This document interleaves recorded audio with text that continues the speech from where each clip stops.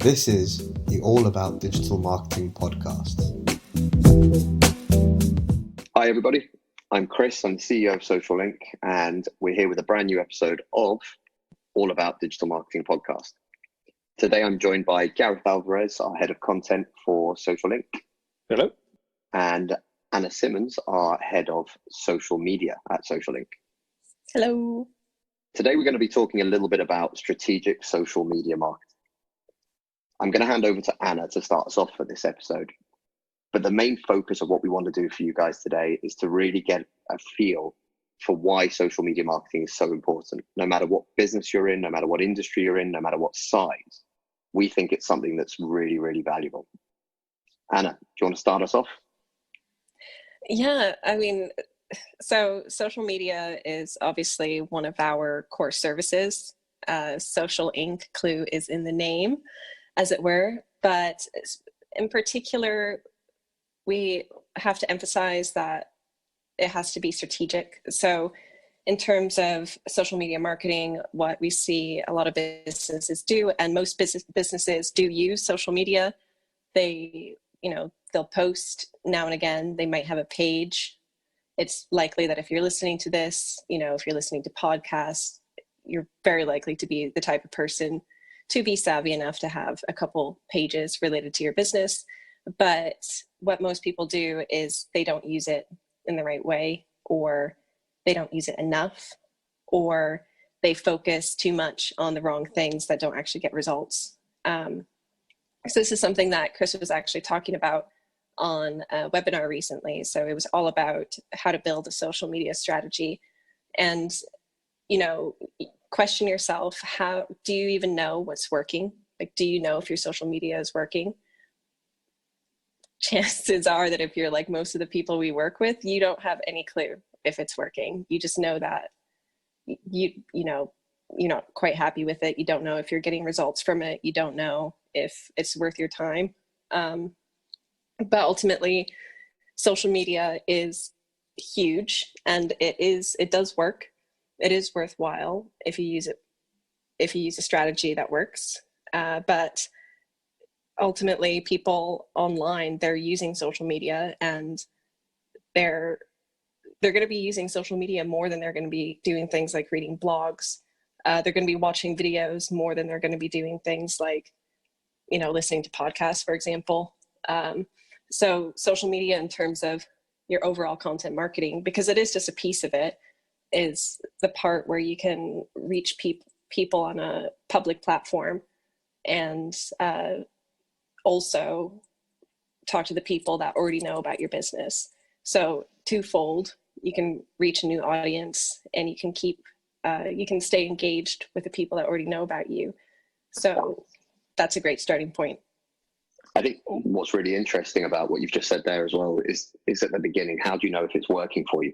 And the amount of questions I've asked clients, and I've said, okay, so what's the goal? What's the objective here from your social media? And at best, the answer is sell more. Okay. At worst, it's, well, we've got to be active on social media. And you say, okay, well, I get that you have to be active on social media, but what are you trying to achieve? What's the actual end game? And I think this is something, like you mentioned, we have done a webinar about it recently. We do talk about this a lot because it's something that we feel is so important for clients. If you can't identify what the goal is, what it is that you're trying to achieve, it's very easy to get lost. So you might be posting 15 times a day, but actually, is it taking you towards your goal? Well, if you don't have a goal, or if you haven't set a goal, how would you know? How would you know if you've achieved? How would you know if you've exceeded that goal, or whatever else it might be? So I think that's the real starting point from my side of things, would always be, what's the strategy? So, okay, you want to build a newsletter list. Perfect. All right, let's now create content posts with that purpose in mind.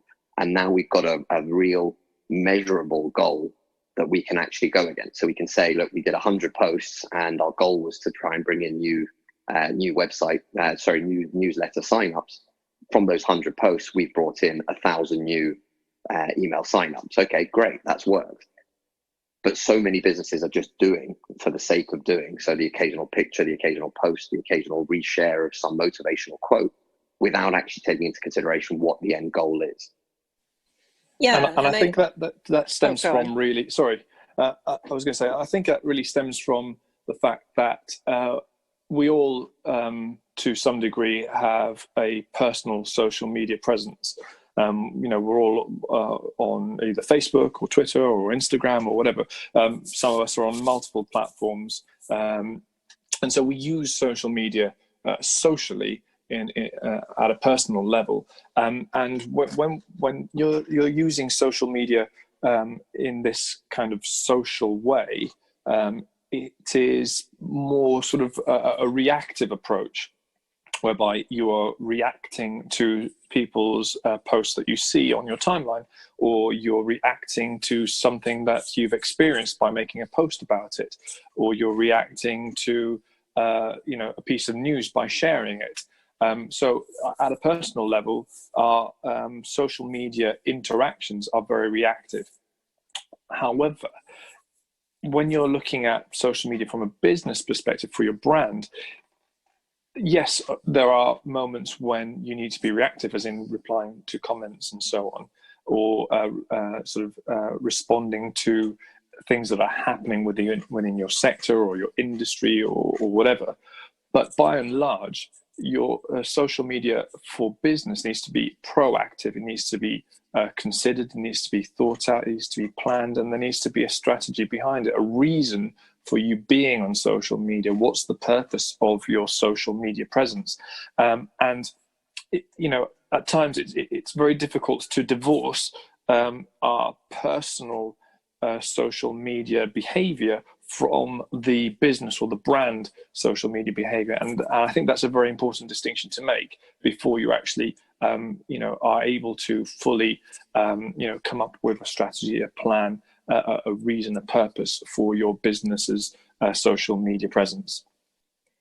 Exactly. That's exactly it. It's the fact that it does need a proactive approach. Is you can't overstate just how important that is. And it's something that some people will take that too literally as well. And they'll think that, oh, okay, well, I have to get all corporate or use, content that might not be actually what you would personally engage with, but you think, oh, well, I'm a business now, I have to post business stuff. So it's not to say that you can't post things that are obviously on brand, but you can still be conversational. You can still use social media in a way to be entertaining. Like, absolutely, that's what most people are on social media for. So that's what you should do, but you should do it proactively. So if you're going to an event or something, if you have a launch coming up, if you want to grow your email list, those sorts of things, by having that goal, then you can plan for it. Because you might get some results on, by chance, but otherwise, what a lot of businesses end up doing without having an actual purpose in mind is they just end up focusing on the so-called vanity metrics. So it's the easiest thing to look at. If you don't really know what your purpose is on social media, you're probably just looking at how many likes you have or how many followers you have. You're not looking at stuff that actually matters. So we get a lot of people that come to us and they'll be like, oh, hey, I have this Facebook page and I want XX amount of followers. And then we ask them, well, okay, why? What do you want these followers to do? Who are these followers going to, who are they going to be? What is the purpose of that? And having a smaller engaged audience is much more effective than having a huge amount of followers. And a lot of businesses make the mistake of pushing their follower count, and what they end up losing focus on is the people that actually care about their business and actually want their products or their services. And so what you might end up doing is attracting entirely the wrong people. And then you wonder why, even though you do get comments or likes or shares, why nobody's actually buying. And at the end of the day, it's a business. You want to convert people at some point. So you need to have those goals in mind so that you stay focused. I think Seth Godin said it the best. I don't know if I'm pronouncing his name correctly or not, but he said basically you can build a really successful business with just 1,000 people, 1,000 real fans, 1,000 real clients, 1,000 people that really buy into what you're doing and why you're doing it. That creates a huge business. And what you've just mentioned there, it reminds me sort of 10 years ago, I was setting up Social Link. We were just getting started really. And somebody said to me, turnover for vanity, profit for sanity. And the same thing is true with your social media. It's the vanity metrics, like you've mentioned there, are your follower count and everything else. I'd rather have 100 people that get involved, so that want to be involved, that buy, than have 10,000 people, of which only 50, 60 maybe would actually get involved. Because you're diluting the presence, you're diluting the reach, you're diluting everything about what you're trying to do, as opposed to having that core audience that's really engaged and building that core audience. Yeah, what he calls it is the smallest or the minimum viable audience, I think. And basically what he's saying that, you know, at the point where you try to engage with everyone, you're rarely delighting anyone. And you can't be all things to all men. And effectively, if you niche down, if you focus specifically on a small, active, engaged, enthusiastic audience, people who actually really want your product or like what you have to say or like what you do, they're infinitely more valuable to you than trying to target other people who are perhaps not interested or not as interested or not as firmly focused on you know, what you want them to do.